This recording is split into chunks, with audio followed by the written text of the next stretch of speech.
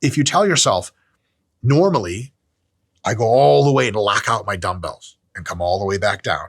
But in one of these sets towards the end, I did what I felt was better for my mind-muscle connection, bigger pump, tension, stretch in the pecs, and actually got my dumbbells up to just where they start to feel a little heavy towards the top, and then I come back down, really focusing on a bottom-end partial.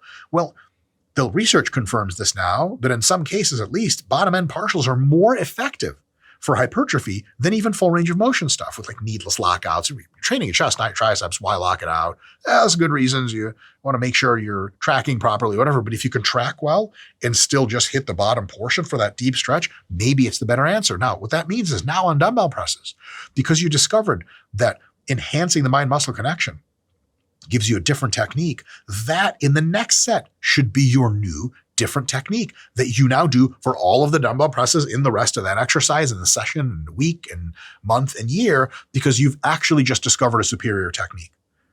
A lot of people say like, yeah, man, like when I start to fudge my technique, I actually feel it more. Well, then you should be doing that to begin with. And that should be your good technique. Your best technique is something you want to find and focus on it no matter what. Everything else layers on top of it. Everything begins with good technique. What you call good technique can change over time.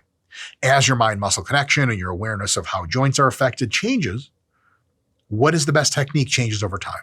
But before a single set begins, you should know exactly what technique you're shooting for. It is the thing that doesn't waver. And if you want to push closer to failure, toughen up and do it with good technique. And if you want to go beyond failure, take the weight stack, drop it from 110 pounds to 80 pounds, crank a few more reps. That's beyond failure. Or stop for a few seconds and go again.